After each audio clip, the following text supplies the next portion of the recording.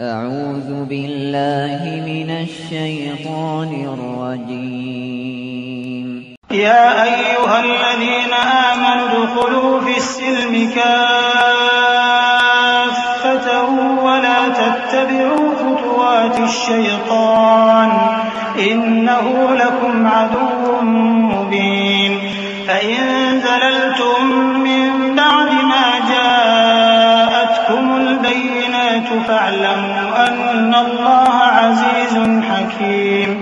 هل ينظرون إلا أن يأتيهم الله في ظلل من الغمام والملائكة وقضي الأمر وإلى الله ترجع الأمور. سل بني إسرائيل كم آتيناهم من آية بينة ومن يبدل نعمة الله من بعد ما جاءته فإن الله شديد العقاب. السلام عليكم ورحمة الله وبركاته. الحمد لله نحمده ونستعينه ونستغفره ونؤمن به ونتوكل عليه ونعوذ بالله من شرور أنفسنا ومن سيئات أعمالنا. من يهده الله فلا مضل له ومن يضلل فلا هادي له وأشهد أن لا إله إلا الله وأشهد أن محمدا عبده ورسوله.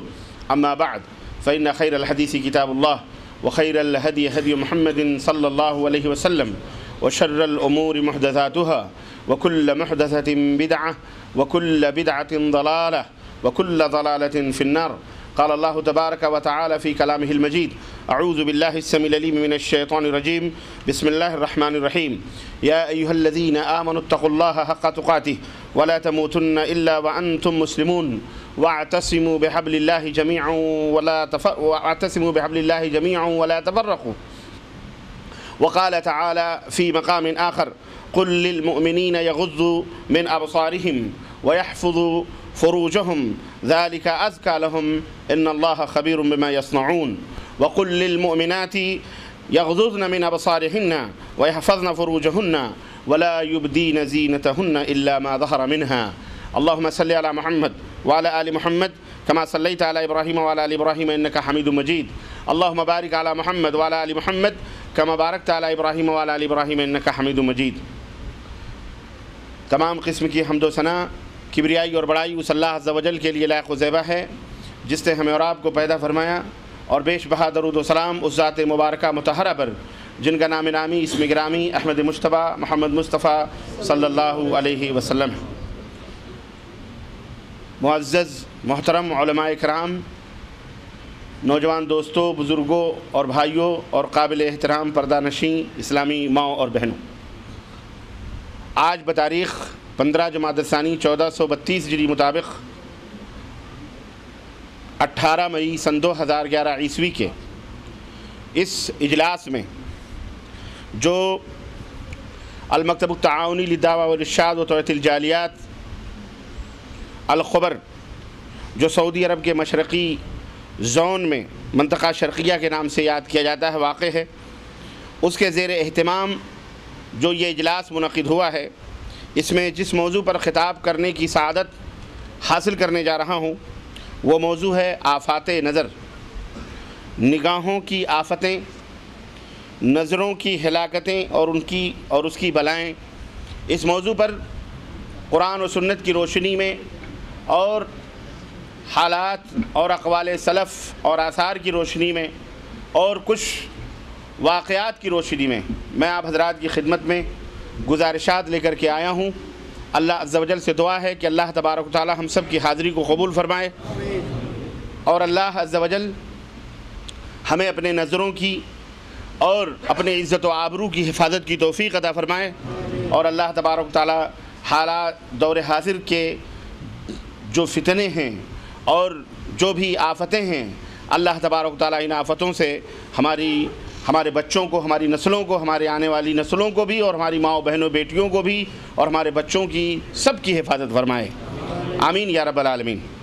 اس سے پہلے کہ میں اپنے موضوع کی وضاحت کروں، میں تہہ دل سے اللہ عز و جل کے شکریہ کے بعد مشکور اور ممنون ہوں مکتب دعوہ ارشاد الخبر کے مدیر اور ان کے اراکین اور بالخصوص اپنے فاضل گرامی قدر دوست بھائی فضیلت الشیخ عبدالسلام مدنی حفظہ اللہ کا کہ انہوں نے اس ناچیز کو اس پروگرام کے لیے دعوت دی اور میں آپ حضرات کی خدمت میں حاضر ہوا۔ اللہ تبارک تعالی ہماری حاضری قبول فرمائے۔ اور اسی لیے بڑی سعادت مجھ کم علم کے لیے بھی ہے کہ آج ہمارے درمیان آپ حضرات کے سامنے، اور چونکہ آپ ہی کے عزیز اور محترم معزز مکرم فضیلت الشیخ منیر قمر حفظہ اللہ تشریف رکھتے ہیں، یہ بڑی سعادت اور خوشی کی بات، میں ان کا بھی مشکور ہوں اور ممنون ہوں کہ انہوں نے اپنا قیمتی وقت نکالا اور اس اجلاس میں تشریف لائے۔ اللہ تبارک و تعالیٰ آپ کی آمد کو قبول فرمائے۔ آپ حضرات کا بھی میں تہہ دل سے شکریہ ادا کرتا ہوں، اور اپنی بھائیوں دوستوں کا اور اپنے بہن بیٹیوں کا بھی، کہ انہوں نے بھی اپنے زندگی سے یہ وقت قیمتی نکال کر یہاں تشریف لائے آپ سب، اور قرآن اور سنت کی باتوں کو سننے کے لیے ایک تڑپ اور ایک جذبہ لے کر کے یہاں آئے ہیں۔ اللہ تبارک تعالیٰ اسے قبول فرمائے، اور اللہ عز و جل ہم سب کی حاضری کو قبول فرمائے، اور اللہ تعالیٰ ہمارے میزان حسنات میں بنائے، اور آخرت کے دن ہمارے لیے ذریعہ نجات بنائے، آمین یا رب العالمین۔ اس سے پہلے کہ میں اور اپنے موضوع کی وضاحت کروں، ایک درخواست میں یہ کروں گا کہ اپنے موبائل سوئچ آف کر لیں اور بالکل بند کر لیں، اور یا سائلنٹ کر لیں، اور تھوڑی دیر کے لیے اپنے ذہن و دماغ کو میرے حوالے کریں تاکہ میں انہیں کچھ دے سکوں، ان پہ کچھ تحریر کر سکوں، اور آپ کو کچھ، آپ جب یہاں سے اٹھیں اور جائیں تو آپ کچھ لے کر کے جائیں، اور معلوم ہو کہ ہم آج کسی درس میں گئے تھے، کسی اجلاس میں گئے تھے، اور آج ہم نے کچھ سنا ہے۔ قیامت کی نشانیوں میں سے ایک نشانی یہ بھی اللہ کے رسول صلی اللہ علیہ وسلم نے بتلائی ہے کہ باتیں بہت زیادہ ہوں گی، عمل کرنے والے کم ہوں گے۔ تو آج ہم باتیں بہت سنتے ہیں، بہت کرتے ہیں، تقریریں، محاضرات، دروس، لیکچرز، کانفرنس بہت زیادہ کرتے ہیں، لیکن عمل کرنے والے جذبے ہمارے اندر پیدا نہیں ہوتے۔ یہ بھی قیامت کی نشانیوں میں سے ایک نشانی ہے۔ اللہ تبارک تعالیٰ ہمیں اس آفت سے محفوظ رکھے، اور اللہ تعالیٰ ہمیں کہنے اور سننے سے زیادہ عمل کرنے کی توفیق عطا فرمائے، آمین یا رب العالمین۔ حضرات، اسلام کے اندر بے شمار خوبیاں، آئیے میں موضوع کے اندر داخل ہوتا ہوں۔ اسلام کے اندر بے شمار خوبیاں ہیں، جن خوبیوں کا اگر ہم احصاء کریں، شمار کریں تو بہت مشکل ہے اور ہم نہیں کر سکتے۔ انہی خوبیوں میں سے بہت ساری اچھی اور بہت ساری پیاری اور بہت ساری عظیم خوبیوں میں سے ایک عظیم خوبی یہ بھی ہے کہ وہ جہاں کسی خاص چیز سے کسی اپنے ماننے والوں کو منع کرتا ہے، اسلام کسی خاص چیز سے اپنے ماننے والوں کو روکتا ہے، یا اس خاص چیز کو حرام کہتا ہے، یا اس خاص چیز کی طرف آنے سے لوگوں کو منع کرتا ہے، وہیں پر اس خاص چیز تک پہنچنے کے لیے جو بھی وسائل اور ذرائع ہوتے ہیں، یعنی اس منع کردہ یا حرام کردہ شے تک پہنچنے کے لیے یا اسے پہنچانے کے لیے جو وسائل اور جو ذرائع ہوتے ہیں، ان سے بھی اسلام لوگوں کو منع کرتا ہے اس کے قریب جانے سے اور اسے اختیار کرنے سے۔ جس طرح اس چیز کو حرام کہتا ہے، اسی طرح اس چیز تک پہنچنے والے جو وسائل ہیں اور جو ذرائع ہیں انہیں بھی وہ حرام قرار دیتا ہے، اور اس کی کئی ایک مثالیں قرآن میں، احادیث کے اندر موجود ہیں اس وقت، اور شریعت مطہرہ کی بہت ساری چیزوں میں موجود ہیں، لیکن میں اس وقت صرف ایک مثال جو ضرورت بھی ہے اور کھانے میں نمک کے برابر ہے، نمک کی طرح ہے، اس ایک مثال کے سہارے سے میں اپنی بات کو آپ کے دماغوں میں بٹھانا چاہوں گا۔ وہ ایک مثال شرک باللہ لے لیں آپ، کہ شرک باللہ، اللہ تبارک و تعالیٰ کے ساتھ شرک کرنا، اللہ تبارک و تعالیٰ نے اسے ظلم عظیم قرار دیا ہے۔ اللہ تبارک و تعالیٰ کی ذات میں، اس کے صفات میں، اس کی ربوبیت میں، اس کی الوہیت میں کسی بھی مخلوق کو، چاہے وہ چھوٹی سے چھوٹی مخلوق ہو یا بڑی سے بڑی مخلوق ہو، ساجھیدار بنانا، پارٹنر بنانا، شریک بنانا، اسلام نے اس کو ظلم عظیم قرار دیا، اور اللہ رب العزت نے قرآن میں فرمایا ان الشرک لظلم عظیم، شرک بہت بڑا ظلم ہے۔ اس کے کرنے والے پر جہنم کو واجب قرار دیا گیا اور جنت کو حرام قرار دیا گیا۔ اللہ تبارک تعالیٰ نے قرآن کریم میں ارشاد فرمایا انہ من یشرک باللہ فقد حرم اللہ علیہ الجنہ ومأواہ النار وما للظالمین من انصار، کہ جو آدمی بھی شرک کرتے ہوئے مر گیا، اللہ سے شرک کی حالت میں اس نے ملاقات کی، اللہ نے جنت اس کے اوپر حرام کر دی ہے، اور ومأواہ النار، اور جہنم اس کے اوپر واجب ہو چکی ہے، اس کا ٹھکانہ جہنم ہے، وما للظالمین من انصار، اور یہ جو سفارش اور شفاعت اور وسیلے کے طفل تسلیوں اور بھول بھلائیوں میں لوگ جیتے ہیں۔ اللہ رب العزت نے فرمایا وَمَا لِلظَّالِمِينَ مِنْ انصار، ان مشرکوں کا، ان ظالموں کا قیامت کے دن کوئی مددگار بھی نہیں ہوگا، سب جگہ سے دھتکار دیے جائیں گے، پھٹکار دیے جائیں گے۔ اللہ تبارک تعالیٰ نے شرک باللہ کو اتنا بڑا ظلم قرار دیا ہے۔ اسی طرح اللہ تبارک تعالیٰ نے فرمایا إِنَّهُ مَن يُشْرِكْ بِاللَّهِ فَقَدْ حَرَّمَ اللَّهُ عَلَيْهِ الْجَنَّةَ وَمَأْوَاهُ النَّارُ وَمَا لِلظَّالِمِينَ مِنْ أَنصَارٍ۔ اسی طرح اللہ تبارک تعالیٰ نے فرمایا کہ إِنَّ اللَّهَ لَا يَغْفِرُ مَن يُشْرَكَ بِهِ وَيَغْفِرُ مَا دُونَ ذَلِكَ لِمَن يَشَاءُ۔ اللہ تبارک تعالیٰ شرک کو کبھی معاف نہیں کرے گا اور اس کے علاوہ جتنے بھی گناہ ہیں اللہ تبارک تعالیٰ انہیں معاف کرے گا۔ ان آیات بینات سے مکمل طریقے سے یہ بات واضح ہو گئی کہ شرک یہ بہت بڑا جرم ہے، بہت بڑا ظلم ہے، بہت بڑا گناہ ہے، اکبر الکبائر۔ اب آئیے یہ دیکھتے ہیں کہ اتنے بڑے گناہ تک پہنچانے والے جو ذرائع ہیں، وسائل ہیں، آدمی جو چیزیں یہاں تک پہنچاتی ہیں، آئیے ان میں سے کسی ایک چیز کو ہم لے لیتے ہیں۔ بہت ساری چیزیں جو اس شرک باللہ تک آدمی کو پہنچاتی ہیں، ان میں ایک چیز آپ لے لیجئے جس کو اسلام نے بتایا ہے، قرآن کے اندر بھی موجود ہے اور نبی کریم صلی اللہ علیہ وسلم کی احادیث کے اندر بھی موجود ہے کہ اسلام نے جہاں شرک باللہ سے روکا ہے وہیں ان ذرائع اور ان اسباب کو بھی حرام قرار دیا ہے اور اسے بھی بہت بڑا گناہ قرار دیا ہے۔ مثال کے طور پر آپ یہ دیکھیں کہ شرک کا آغاز کہاں سے ہوا، کیوں ہوا، کیسے ہوا، کس دور سے ہوا، آپ سب کو معلوم ہے۔ اگر میں پوچھوں تو آپ کہو گے کہ سب سے پہلے شرک کا آغاز حضرت نوح علیہ السلام کی قوم میں ہوا اور نوح علیہ السلام کے زمانے سے اس کا آغاز ہوا۔ کیسے ہوا آپ کو یہ بھی معلوم ہے کہ وہ رجال صالحین تھے، نیک لوگ تھے، ان کے مابین رہا کرتے تھے اس قوم کے اندر۔ جب وہ مر گئے تو ان کی قبریں بنا دی گئیں، پھر اس کے اوپر پتھر رکھ دیے گئے، پھر شیطان نے 200-300 برس کے بعد دلوں کے اندر ڈالا کہ یہاں تمہارے باپ دادے نذر و نیاز چڑھاتے تھے، انہیں وسیلہ بناتے تھے، ان سے سفارش کرتے تھے، جیسا کہ عبداللہ بن عباس رضی اللہ تعالیٰ عنہ کے حوالے سے صحیح بخاری کے اندر یہ پوری تفصیلات موجود ہیں کہ تو اللہ یعنی یہاں سے شرک کا آغاز ہوا، شیطان نے ان کے دلوں میں ڈالا۔ اب لوگ اس کی قبر پہ بیٹھنے لگے اور وہاں مجاوری کرنے لگے، ان کو فریاد رس سمجھنے لگے، انہیں حاجت روا سمجھنے لگے اور ان کو بہت بڑا مشکل کشا سمجھنے لگے اور وہاں نظر و نیاز اور چڑھاوے بھی شروع ہو گئے۔ چنانچہ آپ دیکھیے یعنی خلاصہ کلام یہ ہوا کہ قبر پرستی سے شرک کا آغاز ہوا۔ قبر پرستی شرک کی جڑ ہے، قبر پرستی شرک کی بنیاد ہے۔ غلو فی الصالحین، نیکوکار لوگوں میں، صالحین کی شان میں غلو کرنا، یہ شرک کا سبب ہے، ذریعہ ہے۔ یہاں سے آدمی شرک باللہ کرتا ہے۔ سمجھ میں اب بات آئی؟ اب آئیے دیکھتے ہیں کہ اللہ کے رسول صلی اللہ علیہ وسلم نے اس سلسلے میں کیا فرمایا۔ اللہ کے نبی صلی اللہ علیہ وسلم جب مدینے کے اندر گئے اور مسلمان پڑھے اور شروع میں اللہ کے نبی صلی اللہ علیہ وسلم نے فرمایا کنت نہیتکم عن زیارت القبور فزوروها فإنها تذکرکم الآخرہ۔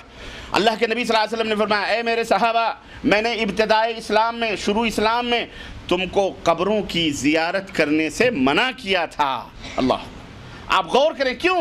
خاتم النبیین ہیں، سید المرسلین ہیں، انہیں پتہ ہے، انہیں اللہ نے بتلایا ہے کہ یہ ابھی نئے مسلمان ہوئے ہیں۔ اگر ان کے دلوں کے اندر توحید راسخ کرنا چاہتے ہو، اگر انہیں توحید کے اوپر مضبوط بنانا چاہتے ہو تو ضروری ہے کہ ان تمام ذرائع سے بھی ان کو روک دو، منع کر دو جو ذریعے شرک باللہ تک پہنچاتے ہیں۔ چنانچہ اللہ کے نبی نے ابتدائی اسلام میں شرک باللہ کرنے سے لوگوں کو، زیارت قبور کرنے سے لوگوں کو منع فرمایا تھا اور آپ نے فرمایا کہ میں نے تمہیں منع کیا تھا، لیکن جب پیغمبر اسلام ہادی برحق نے یہ دیکھ لیا کہ لوگوں کے دل توحید میں مضبوط ہو چکے ہیں، راسخ ہو چکے ہیں، عقیدے ٹھوس ہو چکے ہیں اور بالکل کالحجر ہو چکے ہیں، بلکہ پتھروں سے بھی زیادہ سخت ہو چکے ہیں، تب اللہ کے نبی نے فرمایا اب میں تمہیں قبروں کی زیارت سے جو منع کیا تھا اب میں تمہیں حکم دیتا ہوں کہ قبروں کی زیارت کرو۔ کیوں؟ اس لیے نہیں کہ وہاں جا کر کے دعائیں کرو، وہاں جا کے سجدے کرو، وہاں جا کے مٹھائیاں ناریل پھوڑو اور وہاں جا کر کے چادریں چڑھاؤ، وہاں بھنگڑے جاڑو، وہاں قوالیاں گواؤ، وہاں عورتوں کو لے جا کر کے وہاں موج اور مستیاں کرو، ڈیگیں ٹھنکواؤ، کھاؤ پیو مست رہو۔ اس لیے نہیں بلکہ اللہ کے نبی نے فرمایا فَإِنَّهَا تُذَكِّرُكُمُ الْآخِرَةَ، اس لیے کہ وہاں پہنچ کر تمہیں آخرت کی یاد آئے گی۔ ایک روایت میں ہے فَإِنَّهَا تُذَكِّرُكُمُ الْمَوْتَ، اس لیے کہ وہاں پہنچ کر تمہیں موت یاد آئے گی۔ قبرستان جا کر کے دیکھو جہاں سناٹے ہی سناٹے ہیں، گورستان میں دیکھو شہر خاموشاں ہیں، ایک شہر آباد ہے لیکن سب خاموش ہیں، سب خاموش، بالکل سناٹا۔ وہاں جا کر کے آدمی سوچتا ہے، غور کرے کہ ایک دن ہمیں بھی یہاں آنا ہے، ہمارے منہ کے اندر بھی مٹی ڈالی جائے گی، ہم بھی کندھوں کے اوپر لد کر کے یہاں آئیں گے اور ہمیں قبر کے اس گڈھے کے اندر، تاریک گڈھے کے اندر دفن کر دیا جائے گا، تب اس کے رونگٹے کھڑے ہوں۔ یہ چیزیں آپ کو ان بنی بنائی قبروں، درگاہوں، مزاروں کے اوپر نہیں نظر آئیں گی۔ وہاں جا کر کے موت یاد آتی ہے۔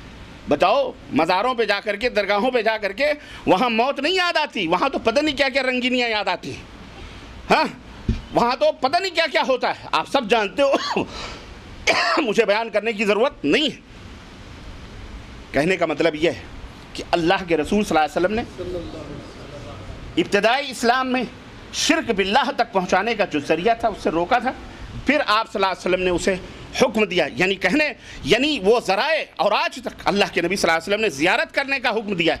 یہ نہیں کہ وہاں جا کر کے وہ تمام اللہ بلا کی جائیں، علائیں بلائیں کی جائیں جو آج ہم کرتے ہیں۔ اللہ کے نبی صلی اللہ علیہ وسلم نے فرمایا، اجازت دی زیارت قبور کی، لیکن اس کے لیے کچھ پابندیاں لگا دی گئیں۔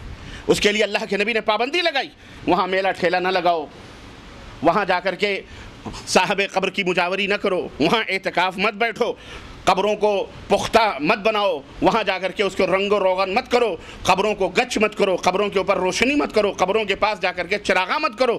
اللہ کے نبی نے فرمایا کہ اللہ کے رسول صلی اللہ علیہ وسلم نے فرمایا کہ لا تدع قبرا مشرفا الا سویتہ ولا تمثالا الا طمستہ، جاؤ جہاں کہیں بھی اے علی تمہیں اونچی قبر نظر آئے اس کو پست کر دو، اس کو پست کر دو، اور جہاں کہیں تمہیں تصویریں نظر آئیں انہیں مٹا دو۔ تو اللہ کے رسول صلی اللہ علیہ وسلم نے قبروں کی زیارت کرنے کا حکم دیا، لیکن پابندی بھی لگائی کہ جو چیزیں وسائل شرک تک پہنچانے والی ہیں وہ تمام سب چیزیں حرام، وہ بھی حرام قرار دی گئی۔ قبروں کو پختہ بنانا بھی حرام ہے، عمارتیں بنانا بھی حرام ہے، چادر چڑھانا بھی حرام ہے، پھول پتیاں بھی چڑھانا حرام، اس کے اوپر وہاں جا کر کے دعائیں مانگنا، وہاں جا کر کے بیٹا بیٹی مانگنا، حاجت روائی کرنا اور وہاں کروانا، اور وہاں جا کے مشکل کشائی کے لیے ان کو آواز دینا، وہاں مٹھائیاں اور پتہ نہیں جو کچھ بھی ہوتا ہے، یہ تمام سب جوڑ لی۔ یہ ساری چیزیں اسلام کے اندر حرام قرار دی گئی ہیں۔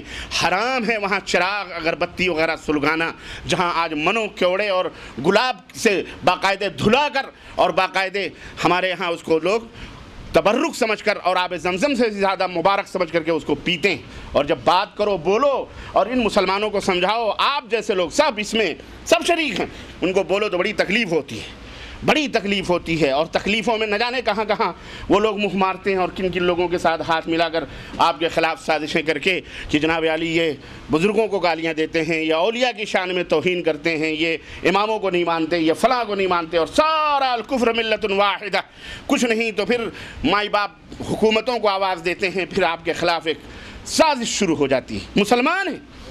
مسلمان ہیں، کلمہ پڑھتے ہیں، ان کو سمجھاؤ جہنم کی طرف مت جاؤ، وہ جہنم کا راستہ ہے، یہ آپ کے خلاف کھڑا ہو جاتا ہے۔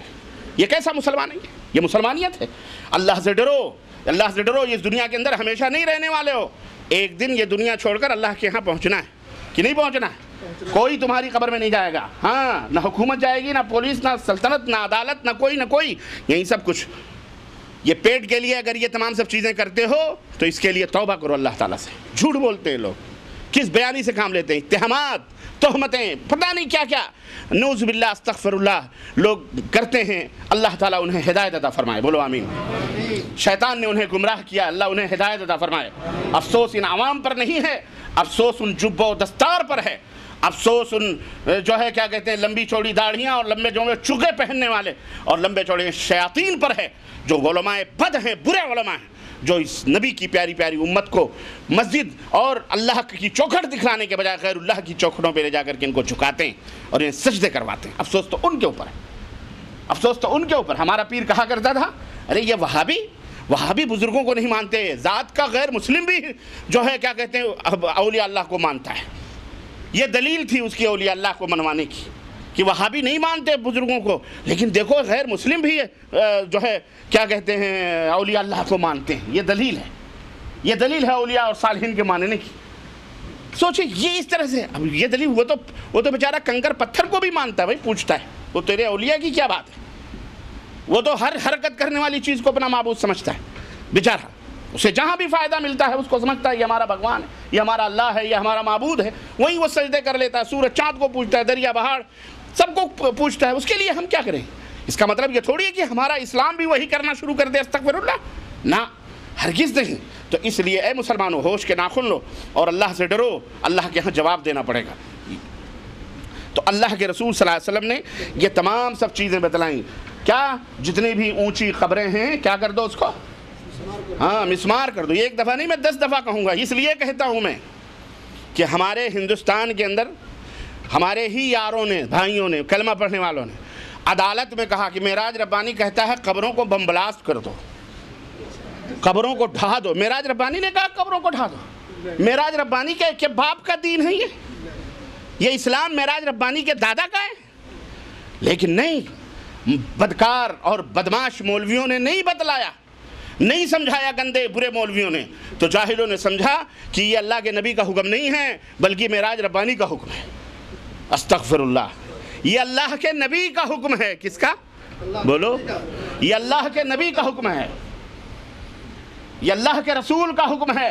لا تدع قبرا مشرفا الا سویتہ، اونچی قبر، اونچی ہو، اللہ کے نبی نے قبر کی بھی ایک حد متعین کی ہے، ایک بالشت ہو، اگر اس سے اونچی ہو اللہ کے نبی نے فرمایا اس کو پست کر دو، چہ جائے کہ جناب عالی سنگ مرمر اور اینٹ اور گارے اور سیمنٹڈ بنائے جائیں، اس کو پختہ بنایا جائے۔ وہ ہوتا تو آپ تو پتہ نہیں کیا حکم دیتے ہیں۔ تو میں یہ حرکتیں عدالتوں میں، کورٹوں میں، کچہریوں میں جا کر کے یہ تمام سب شکایتیں کرتے ہیں کہ بابا کے مزار کو ڈھانے کی بات کر رہا، بم بلاس کی بات کر رہا ہے معراج ربانی۔ استغفر اللہ، توبہ کرو اللہ تعالیٰ سے۔ یہ اللہ کے نبی کا، اور اللہ کے نبی سے لڑائی لوگے نا، جہنم کے سوا اور دنیا میں جہنم ہے، آخرت تو ابھی پتہ نہیں کب آئے گی، اللہ ہی جانتا ہے۔ اسی دنیا میں اللہ تعالیٰ نے دکھایا ہے اور دکھا رہا ہے اور دیکھ رہے ہیں، سڑ رہے ہیں، جوتے کھا رہے ہیں، سب کچھ ہو رہا ہے، بربادیاں، تباہیاں مقدر ہیں، لیکن ہوش کے ناخن نہیں لے رہے۔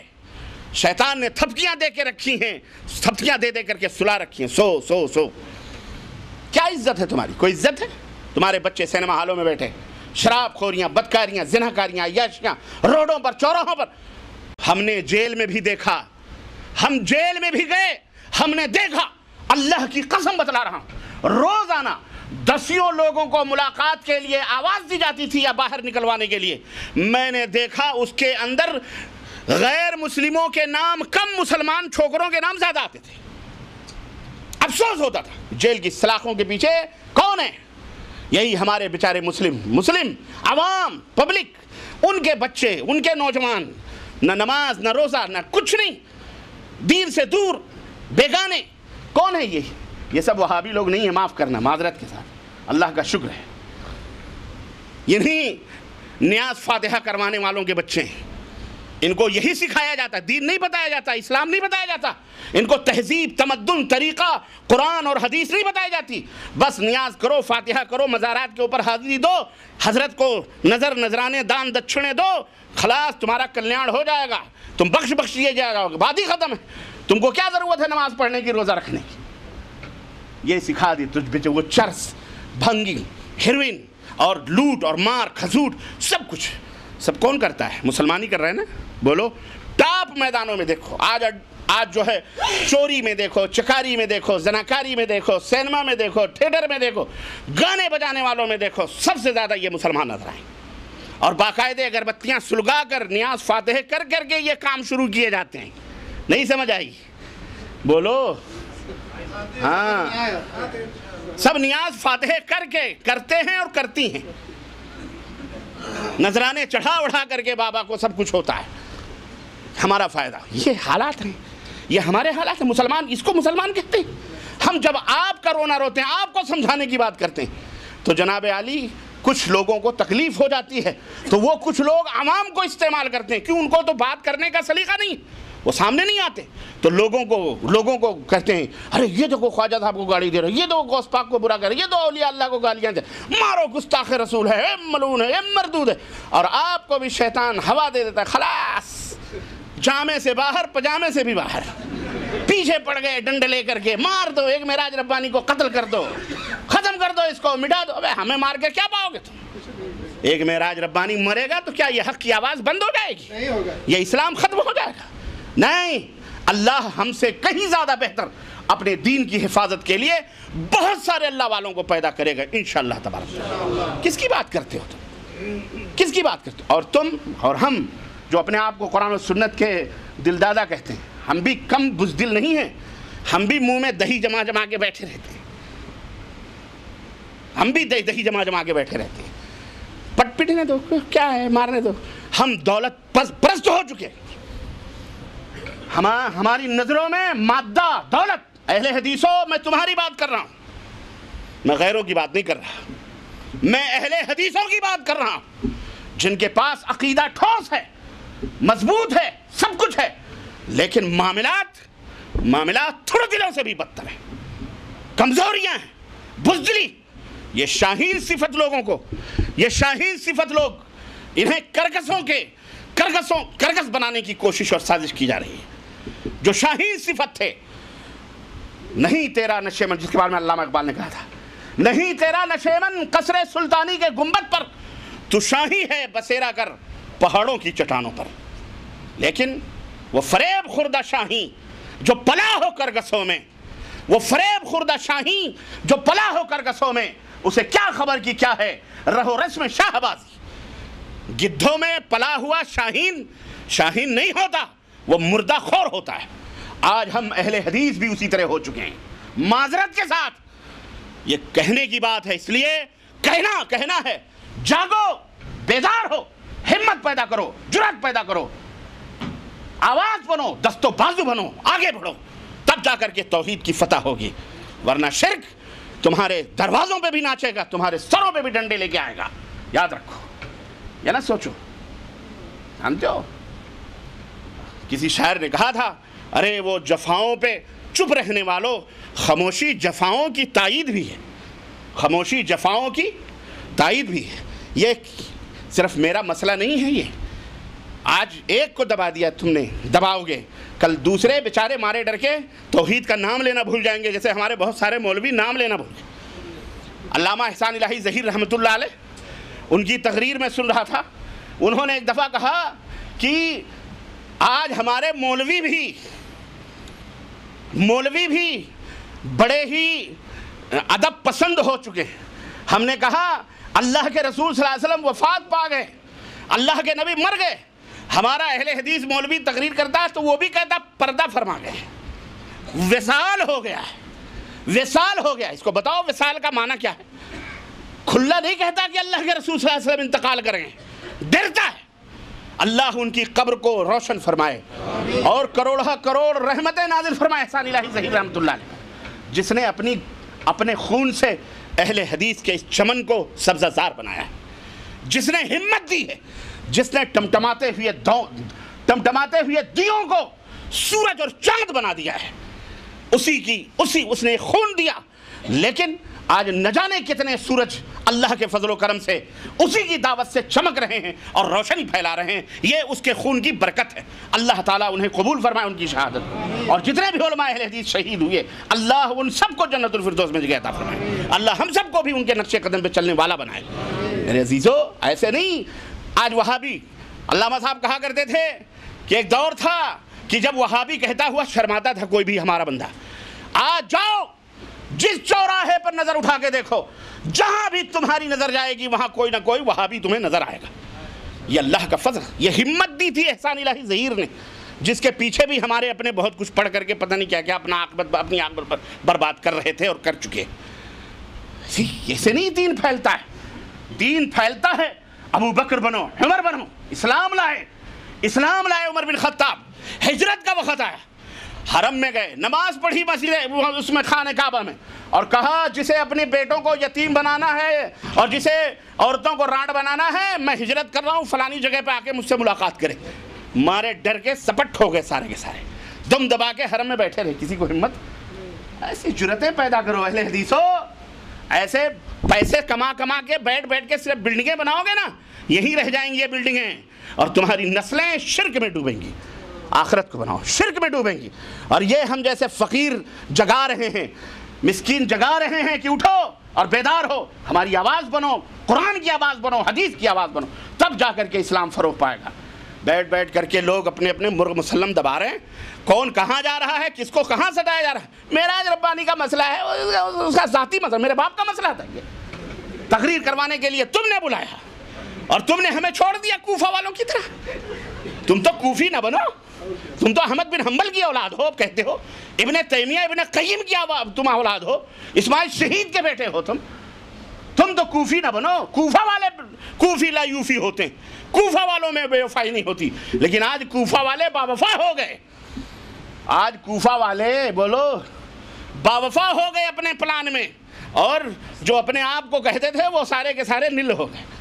آج ایک کی بات نہیں ہے، ایسے دھیرے دھیرے دھیرے دھیرے، ایک بابری مسجد کا مسئلہ نہیں ہے ہندوستان میں جو لڑائی چالو ہے۔ ایک بابری مسجد ہوتی تو کوئی بات نہیں، ارے وہ ایک بابری مسجد تمہاری ہزاروں مسجدوں کو مسمار کرنے کا سبب بن سکتی۔ جنگ اس لیے نہیں ہوتی کہ کسی قاصد کو قتل کر دیا کسی نے۔ اسلام نے کہا کسی قاصد کو اگر کوئی قتل کرے تو اس کے خلاف جنگ ہوگی، اس قاصد کی کیا جان ہے، اس کی کیا حیثیت ہے، لیکن نہیں، جنگ ہوگی اس کے خلاف۔ کیوں؟ ایک قاصد کا مطلب نہیں ہے، یہاں تو آبرو پورے دین کی بات ہے۔ ہم کب باغیرت بنیں گے؟ باغیرت بنو اپنے دین کے لیے بھی، اپنے لیے جس طرح باغیرت ہو، اس سے اپنے اسلام کے لیے، اہل حدیثیت کے لیے باغیرت بنو۔ کیوں؟ اس لیے کہ اس روئے زمین پر جس طرح اسلام سب مذہبوں میں، سب ادیان میں سب سے بہتر اور صاف ستھرا ہے، مجھے معاف کیا جائے اور معاف نہ بھی کرو تو مجھے کوئی فرق نہیں پڑتا۔ علل اعلان کہوں گا کہ صرف اہل حدیث مسلک ایک ایسا مسلک ہے جس مسلک کی طرح اس روئے زمین پر جس طرح اسلام واضح ہے، اس کی طرح کوئی اور مسلک موجود بولو نہیں۔ اہل حدیثی ہی اسلام کا دوسرا نام ہے۔ سمجھ میں بات آئی کہ نہیں آئی؟ اہل حدیث بنو، جنت میں جاؤ، سیدھی سی بات ہے۔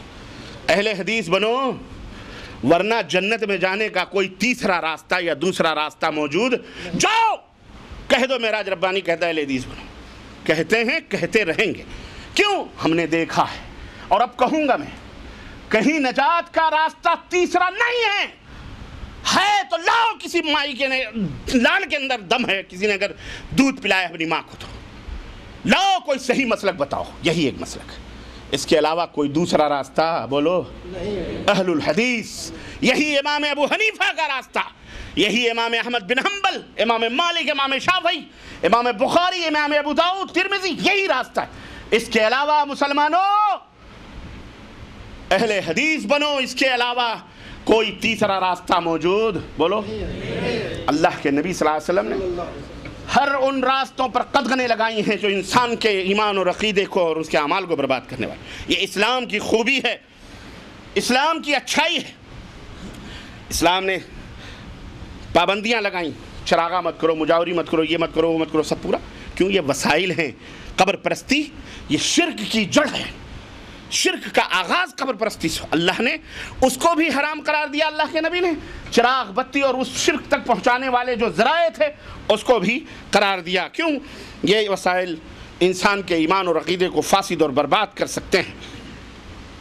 آپ دیکھ رہے ہیں جو اللہ اور اس کے رسول کے دشمن ہیں وہ کس طرح سے انہی قبر پرستیوں کی وجہ سے وہ دندراتے ہوئے شرک اور بدعت کی طرف چلے جا رہے ہیں، نظریں چڑھا رہے ہیں، نظر نیازیں مان رہے ہیں، مشکل کشائی کے لیے پکار رہے ہیں بزرگوں کو، ولیوں کو، صالحین کو، اور جو صرف اور وہ ایمان اور عقیدے رکھتے ہیں جو صرف اللہ کا خاصہ اپنے غیر اللہ کے لیے انہوں نے رکھے ہوئے ہیں۔ اس لیے اللہ کے رسول صلی اللہ علیہ وسلم نے فرمایا لعن اللہ الیہود والنصارى اتخذوا قبور انبیائہم او وصالحیہم مساجدا۔ اللہ کی لعنت ہو یہود و نصارہ پر جنہوں نے نوح علیہ السلام سے چل کر تاریخ کے کڑیوں کو جوڑتے ہوئے خاتم النبیین حضرت محمد رسول اللہ صلی اللہ علیہ وسلم نے یہود و نصارہ تک پہنچایا کہ دیکھو یہ کڑیاں یہاں تک پہنچتی ہیں اور اس کے بعد میرا نمبر ہے کہ لعنت ہو یہود و نصارہ پر جنہوں نے اپنے بزرگوں کی قبروں کو، نبیوں کی قبروں کو سجدہ گاہ بنا دیا، ہاں، یا نیکوکاروں کی قبروں کو سجدہ گاہ بنا لیا۔ یہ ایک مثال تھی جو میں نے آپ کو سمجھانے کے لیے دی تھی۔ کس تعلق سے؟ نظر بازی کے تعلق سے۔ آئیے اصل موضوع کی طرف۔ اسلام نے غض بصر کا حکم دیا ہے، نگاہوں کو پست رکھو۔ آفات نظر کیا ہے؟ نظر کی مصیبتیں، نظر کی آفتیں، نظر کی بلائیں نگاہیں کیا کیا کر سکتی ہیں؟ اسلام نے حکم دیا غض بصر کا، نگاہیں پس رکھو، اے مومن مردو تم بھی اپنی نگاہوں کو نیچے رکھو، اے مومنہ عورتوں تم بھی اپنی نگاہوں کو بولو نیچے رکھو۔ قل للمؤمنین یغضوا من ابصارہم، اے نبی کہہ دو مومنوں سے کہ اپنی نگاہوں کو پست رکھو، اور اسی طرح کہہ دو عورتوں سے، مومنہ عورتوں سے کہ وہ اپنی نگاہوں کو پست رکھیں۔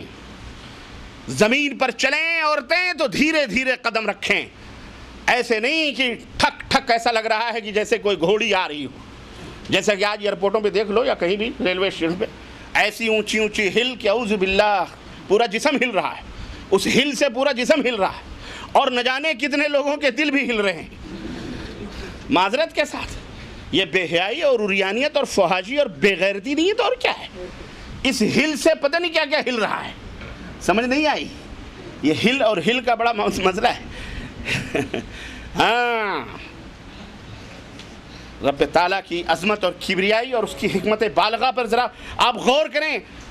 اللہ نے فرمایا نیچے نگاہیں رکھو، نگاہوں کو پست کرو، نیچے رکھو، اس سے کیا فائدہ ہے؟ نگاہیں پست کریں گے، نیچے رکھیں گے، اس سے کیا فائدہ ہے؟ اور نگاہیں آزاد چھوڑ دیں گے، بے لگام نگاہوں کو چھوڑ دیں گے تو اس کے نقصانات کیا ہیں؟ ہم نے عالم خیال میں سوچنا شروع کیا تو دل کے گوشے سے آواز آئی کہ تجھے نہیں معلوم کہ اللہ نے اس جسم کو بنایا ہے، اس جسم کے کل اور پرزے کو رب ذوالجلال نے ترتیب دیا ہے، اور بنانے والے کو اپنی بنائی ہوئی چیز کے بارے میں زیادہ علم ہوتا ہے۔ تجھ کم علم کو کیا خبر، کیا پتا کہ رب نے نگاہوں کو پست کرنے کا حکم دیا۔ یا اللہ نگاہیں پست کریں، کیا فائدہ حاصل ہونے والا ہے؟ نگاہیں اگر ہم آزاد چھوڑ دیں کیا نقصانات ہونے والے ہیں؟ اللہ اکبر، یہ اللہ ہی جانتا ہے۔ یہ کون جانتا ہے؟ آج لوگ بہت ساری لوگوں سے بات کرو کہ نگاہیں پست کرو، کہتے ہیں میاں نگاہیں کیا پست کریں؟ پردہ نگاہوں کا پردہ، چہرے کا اور پردہ، بولو بھائی چہرے کا پردہ نہیں بلکہ پردہ کس کا ہے؟ نگاہوں کا ہے، پردہ نگاہ میں ہونا چاہیے، بات ختم ہے۔ یہ اللہ تبارک و تعالیٰ سے بھی زیادہ حکیم و علیم و خبیر بیچارہ بن رہا ہے۔ یہ سوچیں آپ، بنی ہوئی چیز اب رب بنانے والے سے منہ چڑھا رہی۔ جن پتھروں کو ہم نے عطا کی تھی دھڑکنیں، جب بولنے لگے تو ہم ہی پہ برس پڑے۔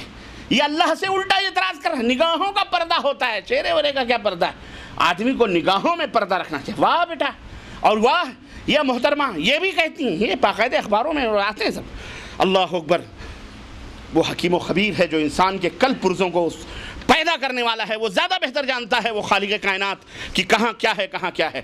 میرے عزیزو، اسی رب نے دل کو بنایا، اسی رب نے آنکھیں بنائیں، اسی رب نے ہاتھ کو بنایا، اسی رب نے زبان اور ناکوں کو بنایا، اور اسی رب نے تمام جسم کے اعضاء کو اللہ تبارک والتین والزیتون وطور سینین وہذا البلد الامین لقد خلقنا الانسان فی احسن تقویم۔ ہم نے انسان کو بہترین قد و قامت میں پیدا فرمایا ہے۔ آنکھیں دی تو خوبصورت، کان دیے تو خوبصورت، زبان اور ہر چیز۔ غور کریں، اگر یہ آپ کی آنکھ پیشانی پہ ہوتی تو آپ کیا لگتا؟ اگر آپ کی ناک انگوٹھے میں لگی ہوتی تو آپ کا کیا حشر ہوتا؟ سوچئے ذرا، غور کیجیے۔ لیکن اللہ تبارک تعالیٰ نے یہ بہترین قد و قامت، اور پھر اسی طرح سے ہر اعضاء کے وظائف اور ان کے اعمال بھی اور ان کی خاصیتیں بھی اللہ تبارک تعالیٰ نے بنا دی ہیں۔ ہاتھ کا یہ کام ہے، کان کا یہ کام ہے، ناک کا یہ کام ہے، پیر کا یہ کام ہے، جسم کا دل کا یہ کام ہے، دماغ کا یہ کام ہے، زبان کا یہ کام ہے، ہونٹوں کا یہ کام ہے۔ اللہ تبارک و تعالیٰ بنانے والا، اللہ تبارک و تعالیٰ جاننے والا، کس چیز کو کیسے استعمال کرو گے تو فائدہ اٹھاؤ گے، کس چیز کو کیسے استعمال کرو گے تو اس میں تمہارا نقصان ہے، یہ پاک پروردگار اچھی طرح سے جانتا ہے۔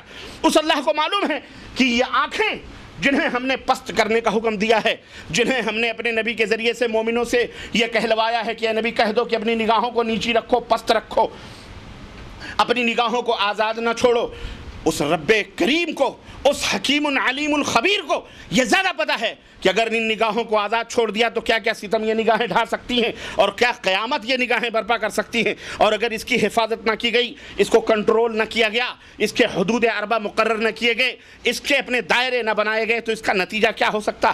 یہ آنکھ صرف دیکھتی ہے، مگر اس کا نتیجہ، اس کا انجام کبھی کبھی نہایت ہی خطرناک اور بھیانک شکل میں ظاہر ہوتا ہے۔ اور عام طور پر مرد و زن، عورتیں اور لیڈیز اینڈ جینٹس، اور اسی طرح سے مرد عورت اور حضرات و خواتین وغیرہ، ان کے لیے ایک دوسرے سے جب نگاہیں چار ہوتی ہیں، اللہ اکبر، پھر آگ اور پٹرول کا معاملہ آتا ہے۔ یہ مذاق کی بات نہیں کر رہا ہوں میں۔ اور آج کل تو باقاعدہ ایسے بھی فیشن چلے، نقاب بھی چلے ہیں۔ استغفر اللہ، ہماری ماں بہنوں کو اللہ ہدایت عطا فرمائے، بولو آمین۔ اور ہماری بہن بیٹیوں کو بھی اور ہم مردوں کو بھی اللہ باغیرت بنائے۔ بڑے بے غیرت ہم بھی ہیں نا، ہمارے بس میں ہے نا بیچاری، وہ ہم جیسا کریں گے ویسا وہ کریں گے۔ پورا ڈھکا ہوا ہے، آنکھیں صرف کھلی ہوئی، کیا؟ ہاں اتنی آنکھیں، اللہ، جس کے بارے میں غالب نے کہا تھا۔ غالب نے کیا کہا تھا؟ اب مجھے کوئی میرے دل سے پوچھے، کوئی میرے دل سے پوچھے تیرے، کوئی میرے دل سے پوچھے، مولانا مدد کریں گے، کوئی میرے دل سے پوچھے تیرے تیر نیم کش کا، کوئی میرے دل سے پوچھے تیرے تیر نیم کش کا۔ یہ مولانا عبدالسلام کہاں گئے؟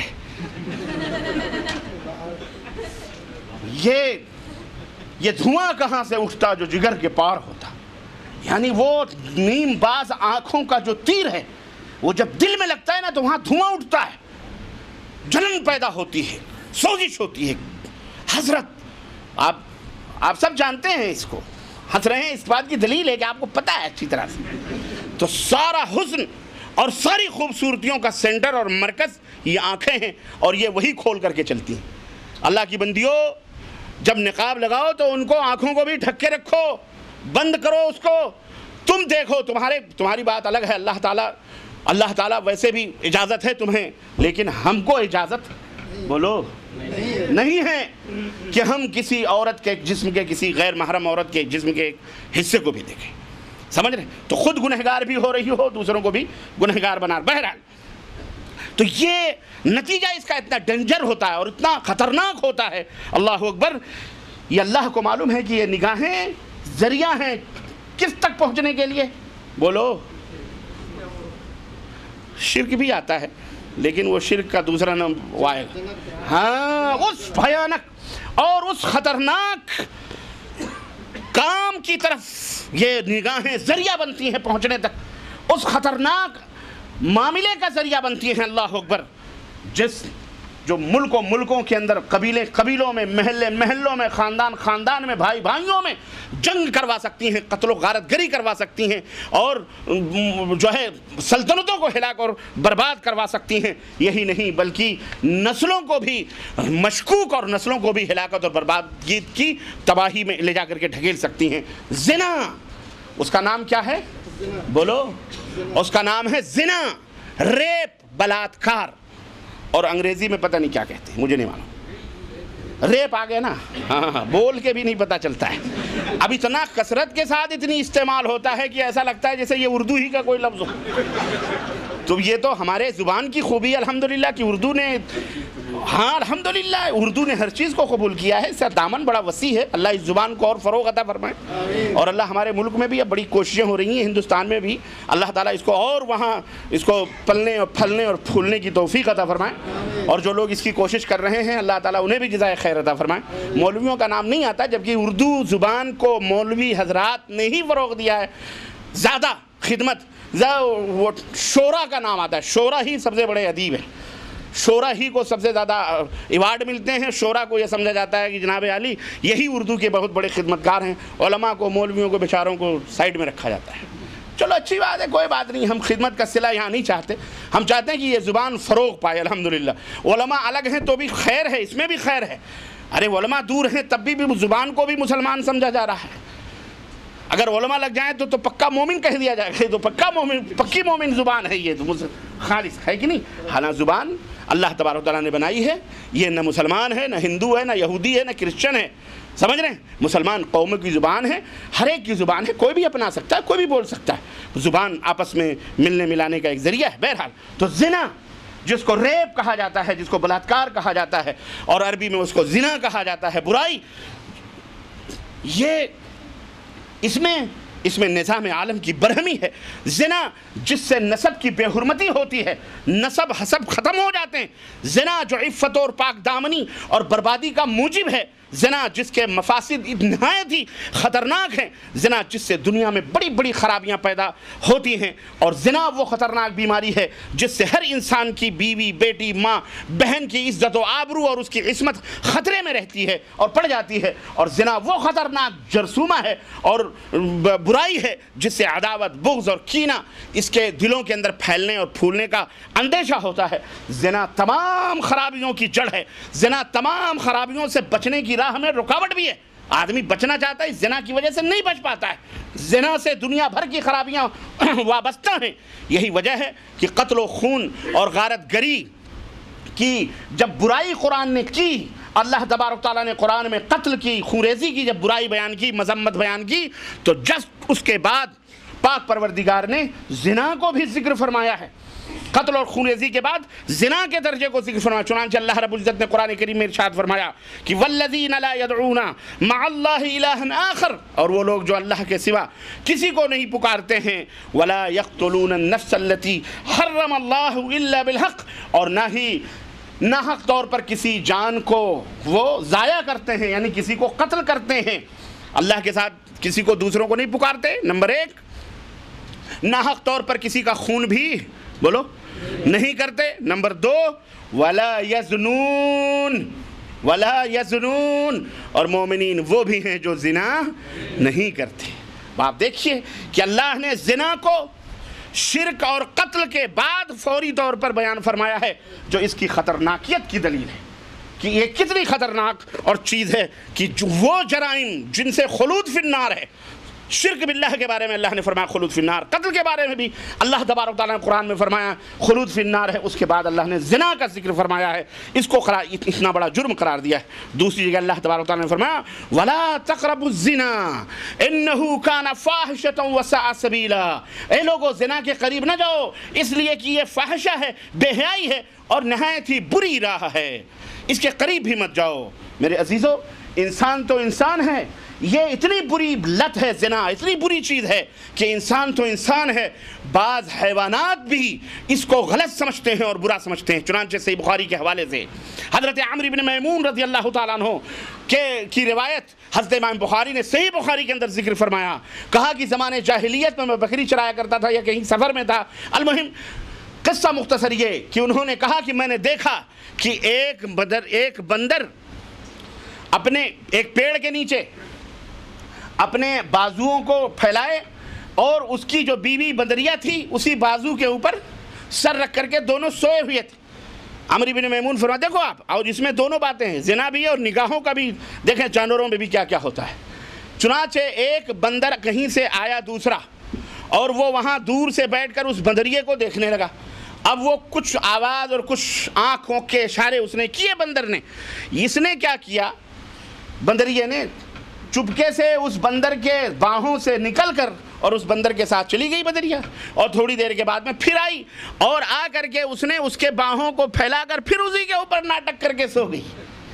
سوچی یہ باقاعدہ یہ سو گئی، لیکن اب بندر جو سویا ہوا تھا، اس کا جو شوہر تھا، اس کو تو کچھ لگا، کچھ بو باس لگی اس کو کہ یہ ضرور کہیں نہ کہیں سے کچھ گڑبڑ کر رہی کر کے آئی ہے یہ۔ وہ آپ آوازیں نکالنا شروع کیا، بندریوں کو پکڑ لیا اس نے، کھی کھی کھی کھی جو بھی آوازیں ان کی ہوتی۔ اب اس نے وہ عجیب و غریب، اب اس نے اپنے سارے بندر جمع ہو گئے، اور پھر قصہ مختصر یہ کہ دونوں کو گرفتار کیا، پکڑا بندروں نے، اور پکڑ کر کے اس بندریہ کو بھی اور اس بندر کو، دونوں کو کہتے ہیں عمرو بن میمون، ان سارے بندروں نے پتھر مارے اور میں بھی اس کے مارنے میں شریک تھا، میں نے بھی اس کو پتھر مار کر کے اس کو ہلا دیا۔ یہ اتنا بڑا جرم ہے زنا باللہ۔ اس تک پہنچانے کا جو راستہ ہے پہنچنے کا، معلوم ہے کیا ہے؟ پہلی منزل، آغاز اور ابتدا یہ آنکھیں ہیں، یہی نظر ہے۔ نظر یہ شیطان میں یہ زہر میں بجھا ہوا تیر ہے شیطان کا۔ نگاہ جو ہے نا، یہ جیسے کسی کو زہر میں بجھا ہوا تیر مار دو ختم ہو جائے، ایسے یہ نظر ایک ایسا تیر ہے کہ جو دلوں کے اندر پیوست ہو جاتا ہے۔ اور اس کے بعد نگاہیں چار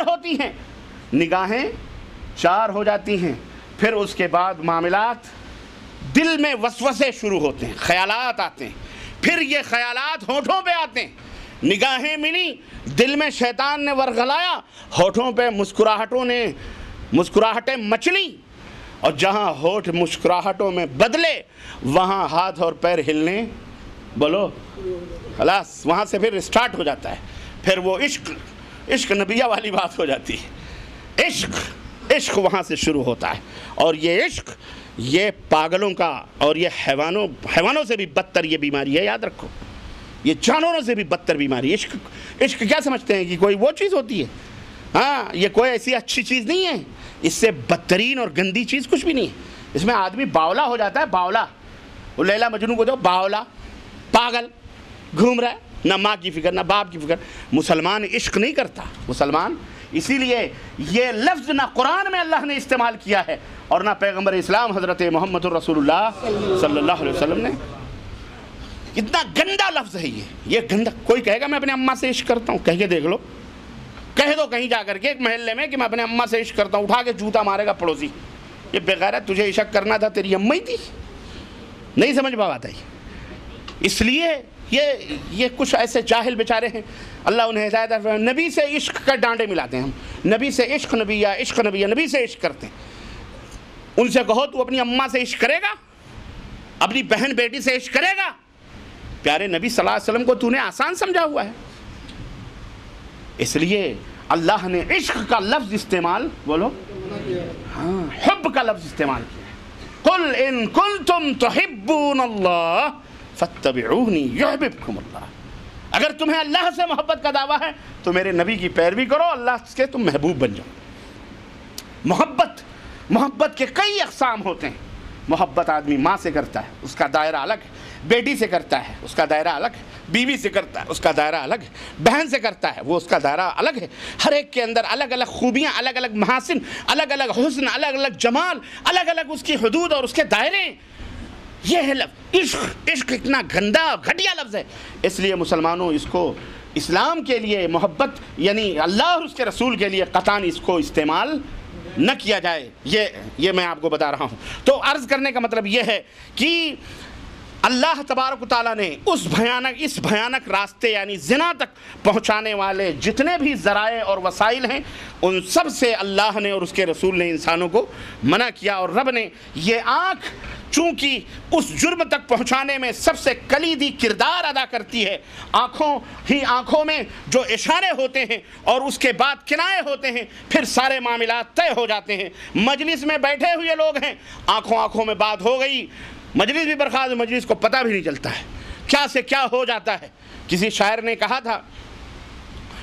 کہا، پاکستان کے شاعر ہیں، ان کا نام میں بھول رہا ہوں، شاعر رئیس امروہی، ان کا شعر ہے، وہ کہتے ہیں کہ وہ زباں سے تو نہیں بولیں گے، وہ زباں سے۔ دیکھیں شاعر بھی یہ تمام سب معاملات میں بہت کلیدی رول ادا کرتے ہیں، پیار محبت، یہ وہ عشق وہ عشق۔ اس لیے آپ دیکھیں کہ یہ کوئی ایسا نہیں ہے، یہ ہر وادی میں کھسکتے، ہر وادی میں گھومتے رہتے ہیں۔ اللہ تعالیٰ انہیں ہدایت عطا فرمائے، شاعروں کو اللہ انہیں ہدایت عطا فرمائے۔ مومنین بھی ہیں، اچھے بھی ہیں، علامہ اقبال جیسے شاعر تھے۔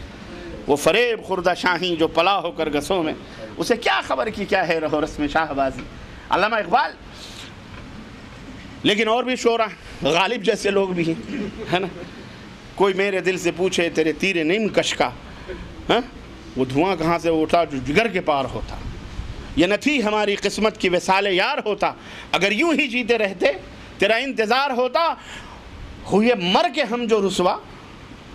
ہم نے جب سنا کہ بن لادن کو سمندر کے حوالے کر دیا گیا مار کے، امریکہ نے بڑی جلد بازی کر کے اٹھا کے کسی کو نہیں دکھایا، فٹافٹ چلو نہ رہے بانس نہ بجے بازو، نشان بھی ڈال دو۔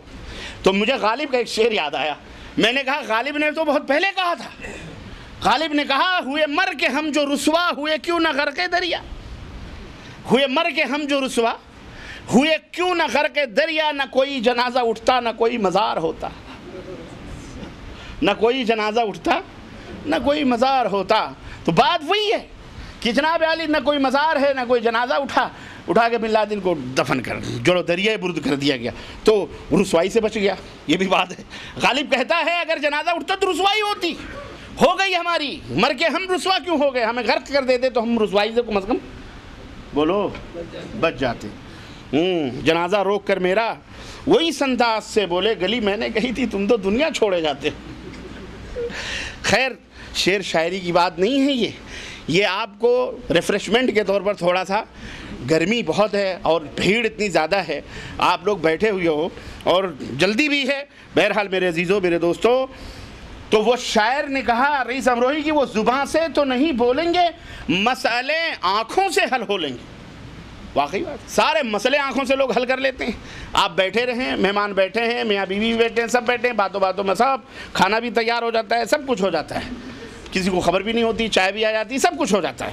بہرحال میرے عزیزوں میرے دوستوں اور بھائیوں، نظریں نیچی کرنے کا جو حکم دیا گیا ہے تاکہ اس کائنات میں امن و راحت کا راج ہو، سکون رہے، اطمینان سے دنیا زندہ رہے.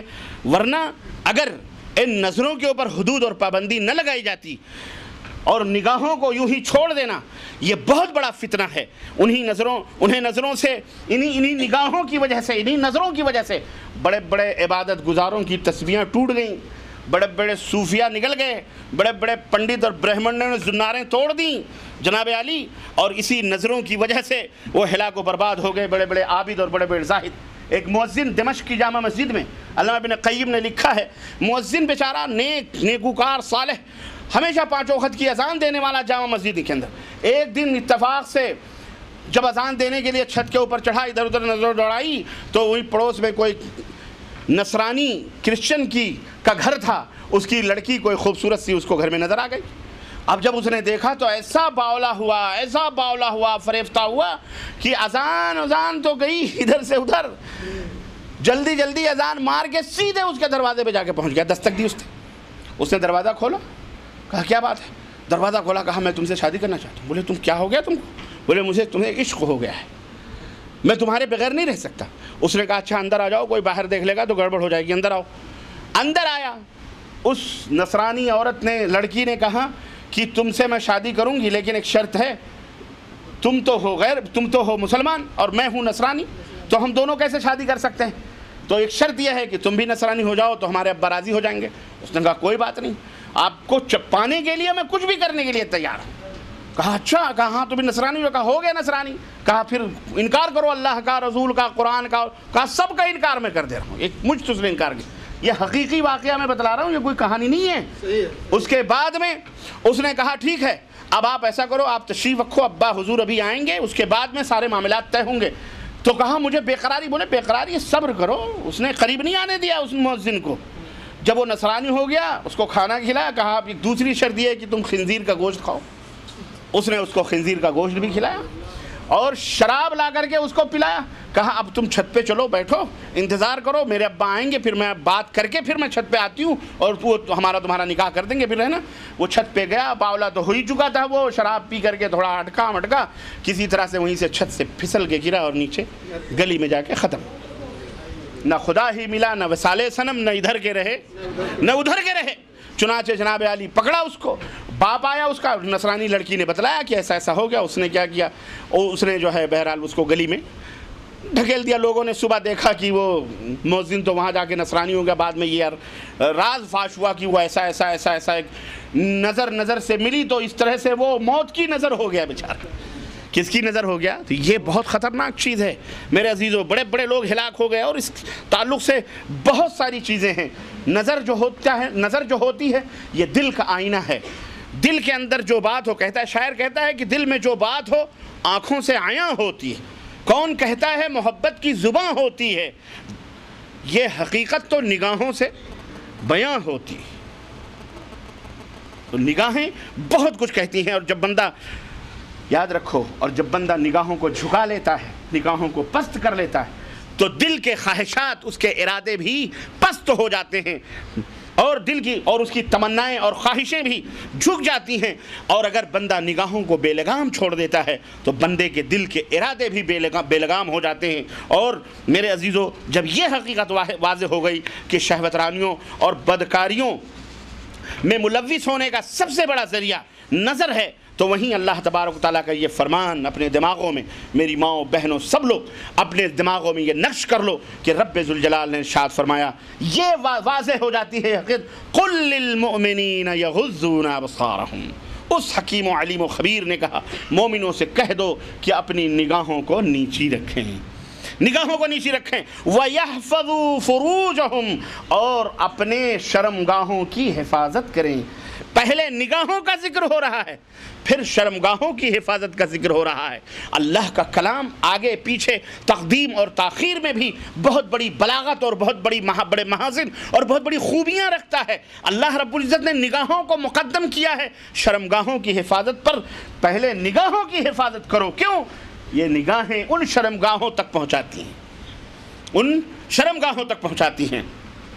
اسی طرح سے اللہ تبارک تعالیٰ نے وَقُلْ لِلْمُؤْمِنَاتِ يَغْضُضْنَ، اور مومنہ عورتوں سے کہہ دو کہ اپنی نگاہوں کو پست رکھیں اور اپنے شرمگاہوں کی حفاظت کریں۔ میرے عزیزوں اور دوستو، اللہ نے مومنوں کو حکم دیا اور یہ بھی فرمایا کہ وہ ان کے اعمال سے اللہ اچھی طرح سے واقف ہے، اور اعمال تو اعمال ہیں، اعمال تو وہ ہیں جنہیں ہم اپنی آنکھوں سے دیکھتے ہیں۔ اللہ تو یہاں تک ارشاد فرماتا ہے کہ يَعْلَمُ خَائِنَةَ الْأَعْيُنِ وَمَا تُخْفِي الصُّدُورُ، پاک پروردگار تمہارا رب تو وہ ہے جو خیانت کرنے والی نگاہوں کو بھی جانتا ہے اور جو تم نے دلوں میں چھپایا ہوا ہے اس کو بھی جانتا ہے۔ اللہ، ذرا غور کرو، جو مالک و مولا اتنی بڑی سخت مراقبت ہمارا کر رہا ہو، اللہ اکبر، آپ غور کریں ہم کہاں رہیں گے؟ ہمہ قسم کی بدعملیوں اور بد کرداریوں کی ابتدا یہ نظر ہے۔ اسی نظر کی آفتوں کی وجہ سے آج دنیا کے اندر بے حیائی، برائی، بدکاری، یہ تمام سب چیزیں پھیلی ہوئی ہیں۔ اسی لیے اللہ تبارک تعالیٰ نے حد مقرر کی کہ اپنی نگاہوں کو تم کیا کہتے ہیں پست رکھو۔ دنیا کے تمام حادثات اور واقعات کا مبدا اور اس کا سرچشمہ یہی نگاہیں ہیں۔ جس طرح کی بڑی سے بڑی آگ کا جو مبدا ہوتا ہے وہ ننھی منی چنگاری ہوتی ہے، اس سے شعلے بھڑک جاتے ہیں، ایسے ہی یہ نگاہ بظاہر بڑی چھوٹی ہے اور ہمیں اس کے مضرت کا اور نقصان کا اندازہ نہیں لگتا، لیکن یہ بڑی خطرناک ہے۔ دل میں خطرات پیدا ہوتے ہیں اور قدم اور ہاتھ اور پیر اس کی طرف بڑھتے ہیں۔ اسی طرح سے اسی لیے بعض بزرگوں نے ایک جملہ کہا ہے کہ من حافظ هذه الاربع، جو چار چیزوں کی حفاظت کر لے، احرز دینہ، وہ اپنے دین کی حفاظت کر لیتا ہے۔ اللحظات والخطرات واللفظات والخطوات، اللہ یہ چار چیزیں ہیں۔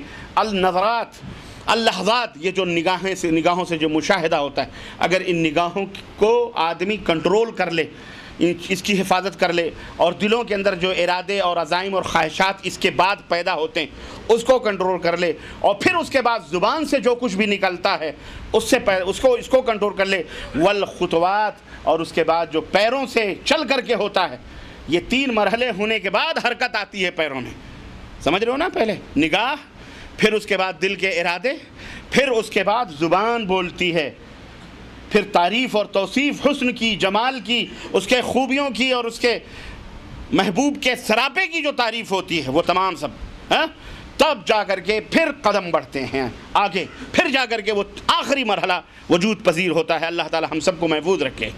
اس لیے بندے کا یہ فرض بنتا ہے، چاہے وہ مرد ہو یا عورت، کہ ان چار دروازوں کی پوری طرح حفاظت کرے، تاکہ دشمن انہی دروازوں سے داخل ہوتا ہے وہ اسے آ کر کے ہلاک و برباد نہ کر سکے۔ میرے عزیزوں، عموماً گناہ اور معاصی انہی چار راستوں سے آتے ہیں، تو جو آدمی نگاہ کو بے لگام کر دیتا ہے وہ برباد ہو جاتا ہے۔ نبی کریم صلی اللہ علیہ وسلم نے فرمایا، یا علی لا تتبع النظرۃ النظرہ، اے علی نگاہوں کو نگاہوں کے اوپر مت ڈالو، یعنی ایک دفعہ اگر نگاہ پڑ گئی تو دوبارہ پلٹ کر کے اس کے اوپر نگاہ مت ڈالو کسی عورت پر۔ فإنما لك الأولى، اس لیے کہ پہلی نظر تو معاف ہے، ولیست لك الأخرى، لیکن دوسری نظر معاف۔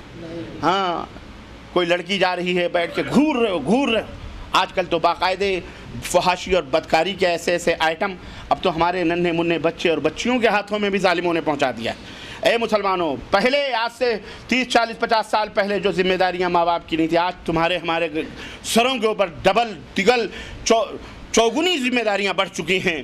آج یہ موبائلز کا زمانہ، یہ انٹرنیٹ کا زمانہ، بچے گھروں میں بیٹھے ہوئے، باپ ڈیوٹی کر رہا ہے، ماں سو رہی ہے، بچہ اسکول سے آیا ہوا ہے، کچھ نہیں، سب خاموش ہے، بیٹھ کر کے انٹرنیٹ چالو کر کے پتہ نہیں کیا کیا صفحے پلٹ رہا ہے، کیا کیا دیکھ رہا ہے، کسی کو کیا معلوم؟ موبائلز ہیں ہر جگہ، باقاعدہ DSL ہر جگہ آپ کو باقاعدہ اس کا نیٹ ورک مل رہا ہے، بیٹھ کر نہ جانے کیا کیا پارسل کر رہا ہے، کیا کیا دیکھ رہا ہے، کیا کیا اس کے موبائل میں آتے ہیں۔ یہ نگاہوں کی خطائیں آپ کو معلوم ہے، یہ آپ کو زنا کی طرف پھر اس کے بعد جہنم کی طرف لے جائیں گی۔ اللہ کی یہ بہت بڑی نعمت ہے نگاہ، اس نعمت کا شکریہ یہ ہے کہ اس کو اللہ کی حلال کردہ چیزوں کے لیے استعمال کیا جائے، نہ کہ اللہ کی حرام کردہ چیزوں کے لیے استعمال کیا جائے۔ اگر اس کے لیے استعمال کرو گے تو یاد رکھو ان نگاہوں کی بصارت بھی ختم ہو جائے گی اور دلوں کا نور بھی چھن جائے گا اور دلوں کی بصیرت بھی ختم ہو جائے گی۔ سمجھ رہے ہو؟ اس لیے اللہ اکبر، حکماء اور سلف یہ فرماتے ہیں کہ جو آنکھوں کو عورت یا مرد کے محاسن اور خوبصورتی سے پھیر لیتا ہے، کسی عورت کی خوبصورتی یا کسی مرد کی خوبصورتی اور حسن و جمال کو دیکھ کر اس کی نگاہیں پھر جاتی ہیں، اللہ تبارک تعالیٰ اس کے دل کو عبادت کی حلاوت اور مٹھاس سے پر کر دیتا ہے، بھر دیتا ہے، یعنی عبادت کا سرور اور عبادت کی لذت اسے حاصل ہوتی ہے۔ جو آدمی کیا کہتے ہیں غلط چیزوں سے یا اس طرح کے بد نظری سے اپنے آپ کو بچا لیتا ہے۔ تو میرے عزیزو، اللہ کے رسول صلی اللہ علیہ وسلم نے اس ذریعے کو جو زنا کی طرف لے جانے والا ہے اور وہ ذریعہ نگاہ ہے اس کو بند کیا، اور اس سلسلے میں بہت سارے چنانچہ اللہ کے نبی نے حکم دیے۔ ایک حکم نماز پڑھنے میں، جب عورتیں مسجد جاتی ہیں، اللہ کے رسول صلی اللہ علیہ وسلم نے عورتوں کے ساتھ نماز پڑھنے کا حکم دیا ہے، مردوں کے ساتھ عورتوں کو نماز پڑھنے کا حکم دیا ہے کہ وہ پیچھے کہہ دینا ضروری ہے۔ ہمارے بہت سارے مولوی غش کرتے ہیں آج کل۔ آپ کہو گے مردوں کے ساتھ عورتوں کو نماز پڑھنے کا، تو ہمارے یہاں بڑے بڑے مفتی لوگ ہیں نا، بہت ذہین لوگ ہیں۔ ارے وہ امام ابو حنیفہ رحمۃ اللہ علیہ بیچارے بھی فیل ہیں آج کے دور میں۔ ہمارے جو ہاں مفتی علامے ہیں، اور یہ عین سے علامے نہیں ہیں، الف سے علامے ہیں۔ ہاں، یہ بہت ایک مفتی کی میرے پاس کیسٹ موجود ہے، اللہ تعالیٰ اسے ہدایت عطا فرمائے۔ کیا کہوں میں، بدخماش لوگوں کو لعنت اللہ علی الکاذبین، اور اللہ جھوٹوں کے اوپر لعنت بھیجے۔ بولو آمین، بولو آمین۔ اسی سے تو جلتے ہیں وہ کہ یہ ہر تقریر میں لعنت کرواتا ہے، اس سے جلتے ہیں۔ پبلک کو یقین ہو جاتا ہے یار اگر یہ لعنت غلط ہوتی تو یہ کیوں کرواتا۔ ہم یقین رکھتے ہیں کہ ہم جس راستے پر ہیں بحمد اللہ وہ راستہ مکے اور مدینے کی طرف جاتا ہے، وہ راستہ جنت کی طرف جاتا ہے، جہنم کی طرف ہمیں تم ڈھکیلا۔ جا رہے تھے کسی زمانے میں، انہی مولویوں کے ہاتھ پیر چوم کر کے جا رہے تھے، چما رہے تھے، مردود ہے۔ اللہ تعالیٰ انہیں ہدایت عطا فرمائے۔ اور جو مر گئے اللہ تعالیٰ ان کے ساتھ تو غارت ہی ہیں، وہ تو جہنمی ہیں، اس میں کوئی شک ہی نہیں ہے۔ بغیر توبہ مرا ہوگا تو مشرک کبھی جنت میں، بولو ہاں۔ یاد رکھو، یہ میری جلی کٹی سن کے جلتے ہیں لوگ، میرا بھی دل جلتا ہے، میں بھی انسان ہوں۔ تو اس لیے میں کہہ رہا ہوں کہ مردوں کے ساتھ عورتیں نماز پڑھیں گی، پیچھے کہہ دے رہا ہوں، نہیں تو مفتی کہتا ہے اہل حدیثوں کا فتویٰ ہے کہ عورت مرد کے ساتھ کھڑے ہو کر کے نماز پڑھ سکتی، عورت مرد کے بازو، میاں بیوی بازو میں۔ اسی لیے یہ اپنی ظالم کیا زبان استعمال کیا ہے، کہتا ہے اسی لیے ہمارے نوجوان ان کی مسجدوں میں جا کے اہل حدیث ہوتے ہیں کہ ان کی عورتیں آتی ہیں۔ اللہ غارت فرمائے ایسے خبیث لوگوں کو، بد زبانوں۔ کیسٹ ہے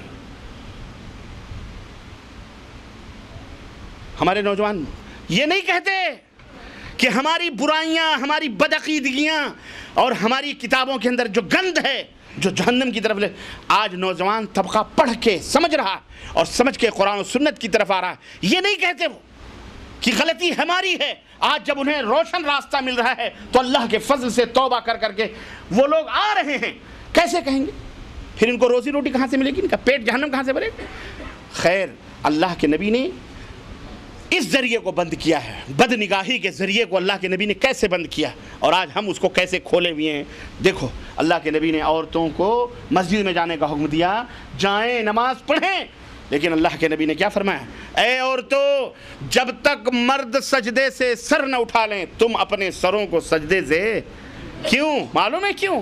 اس لیے کہ کہیں تمہاری نظر پہلے اٹھے گی اور کہیں کسی غریب مسلمان کی بے پردگی ہو گئی۔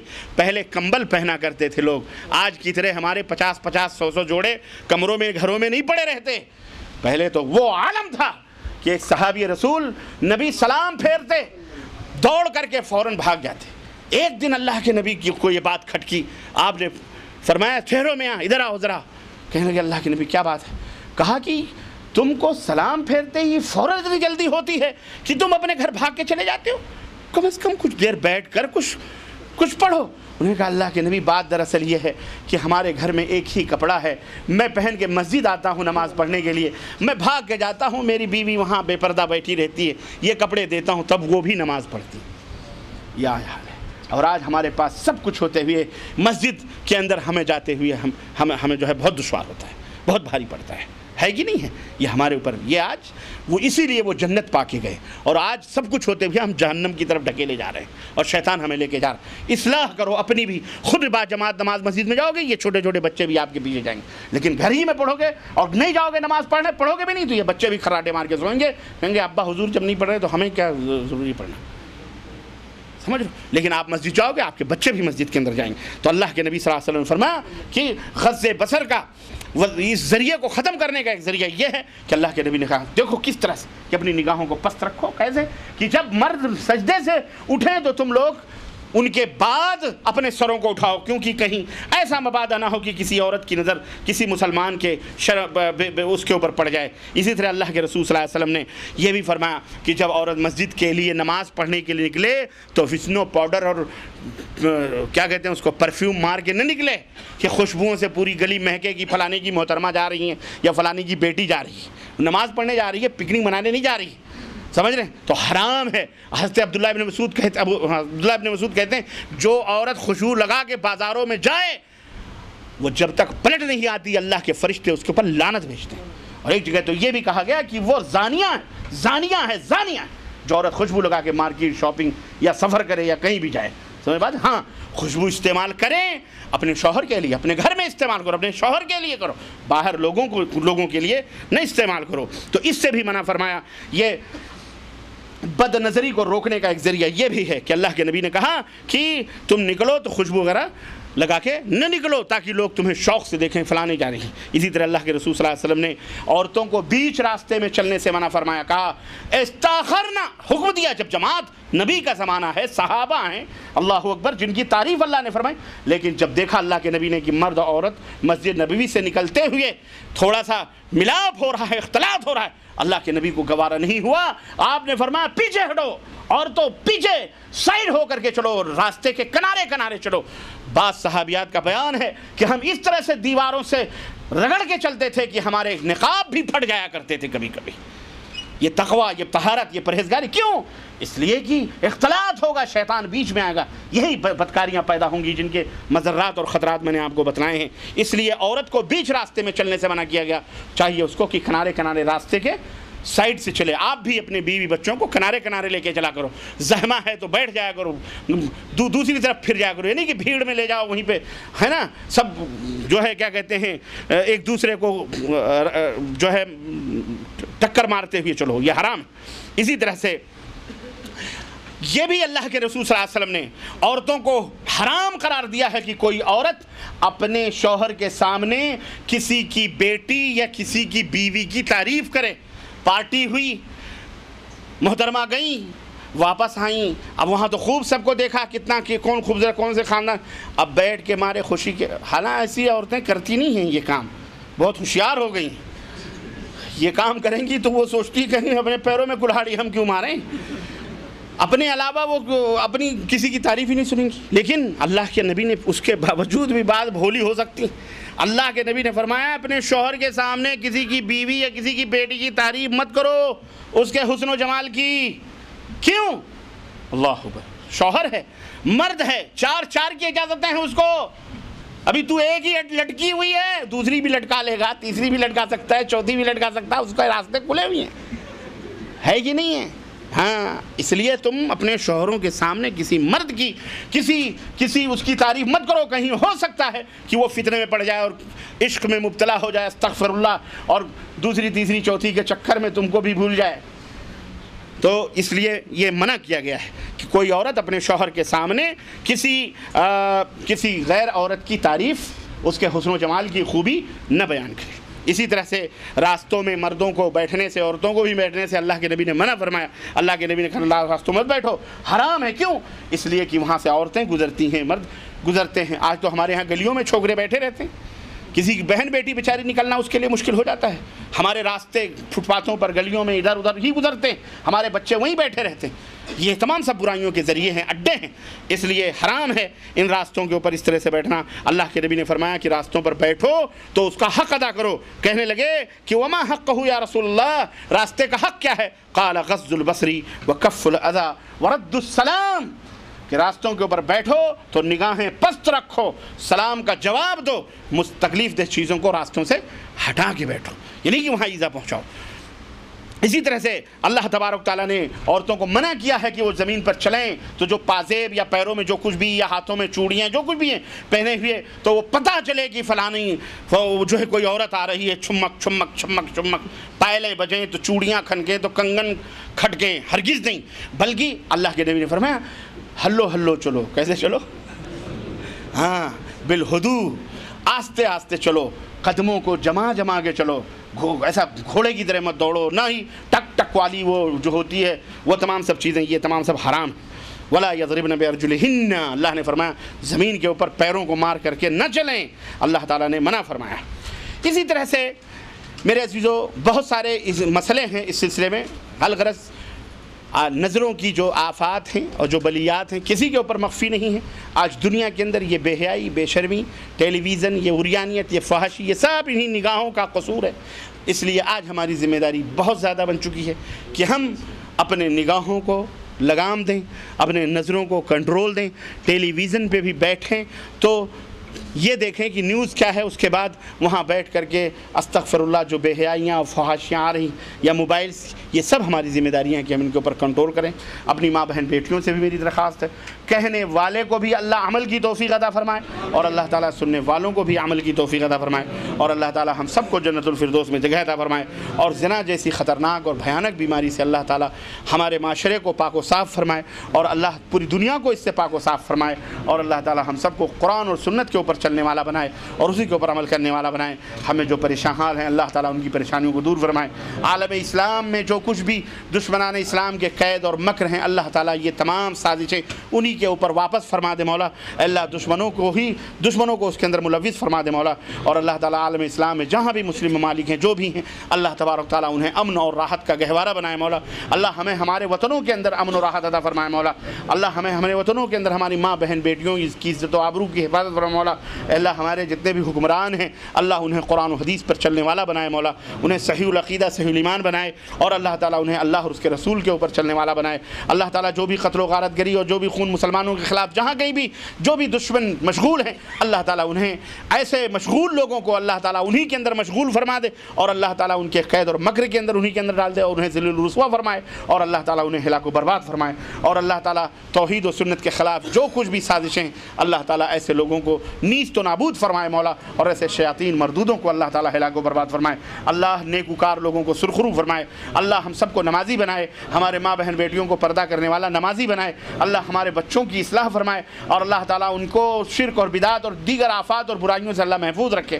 اللہ عالم اسلام میں جہاں کہیں بھی علماء حق ہیں اللہ تعالیٰ ان کی حفاظت فرمائے مولا، اللہ تعالیٰ ان کے عزت و آبرو کی حفاظت فرمائے، ان کے جان و مال کی حفاظت فرمائے، اللہ ان کے اندر قوت گویائی اور جرأت اور بے باکی اللہ تبارک و تعالیٰ عطا فرمائے، اللہ شجاعت اور بہادری عطا فرمائے، اور اللہ تعالیٰ اہل حق کے آوازیں کو بلند فرمائے، اہل باطل کے آوازوں کو اللہ تبارک و تعالیٰ نیست و نابود فرمائے۔ اللہم ارنا الحق حقا وارزقنا اتباعہ، اے اللہ ہمیں حق کو حق دکھلا اور اس کے اتباع کرنے کی توفیق عطا فرما، وارنا الباطل باطلا وارزقنا اجتنابہ، اور باطل کو باطل دکھا اور اللہ اس سے بچنے کی توفیق عطا فرما مولا۔ اللہم انا نجعلک فی نحورہم ونعوذ بک من شرورہم، اللہ ان کے قید کو انہی کے لیے اے اللہ ہم تجھے بنا رہے ہیں کہ اللہ تعالیٰ ان کے قید اور مکر کو انہی کے اندر ڈال دے مولا، اے اللہ ان کے قدموں کو متزلزل فرما دے ان کی، اور ایسے شر پسند عناصر کے جماعتوں کو جمعیتوں کو اللہ منتشر فرما دے مولا، اور انہیں اللہم اعز الاسلام والمسلمین، اسلام اور مسلمانوں کو عزت عطا فرما، واذل الشرک والمشرکین، اور یہ مشرک اور شرک کو اللہ ذلیل و رسوا فرما، انہیں ذلیل و رسوا فرمائے مولا، آمین یا رب العالمین۔ اللہ تعالی ہماری اس مجلس کو قبول فرمائے، ہماری حاضری کو قبول فرمائے، اور اس مجلس میں جتنے بھی شرکاء اور ہماری ماں بہنیں بیٹیاں شریک ہیں، اللہ تعالیٰ ان سب کو اور ہم سب کو صحیح الایمان صحیح العقیدہ بنائے، اور اللہ ہم سب کو جنت الفردوس میں اکٹھا فرمائے، ہماری گردنوں کو، ہمارے ماں باپ کی گردنوں کو، ہمارے نیک اور صالح اساتذہ کی گردنوں کو، موحدین کی گردنوں کو اللہ جہنم سے آزاد فرمائے مولا، اور ہم جس طرح یہاں بیٹھے ہیں اللہ ہمیں جنت میں اسی طرح اکٹھا ہونے کی توفیق عطا فرمائے مولا، اور اللہ تبارک و تعالیٰ جنہوں نے دامے درمے قدم سخنے جیسے بھی اس مجلس کے انعقاد میں تعاون کیا ہے، اللہ تبارک و تعالیٰ ان سب کو دین و دنیا کی ہر خیر اور بھلائی عطا فرمائے مولا، آمین یا رب العالمین۔ بارک اللہ لنا ولکم فی القرآن العظیم ونفعنی وإیاکم بالآیات والذکر الحکیم، انہ تعالی جواد کریم ملک الرؤوف الرحیم، وصلی اللہ علی نبینا محمد وعلی آلہ وصحبہ اجمعین، والسلام علیکم ورحمۃ اللہ وبرکاتہ۔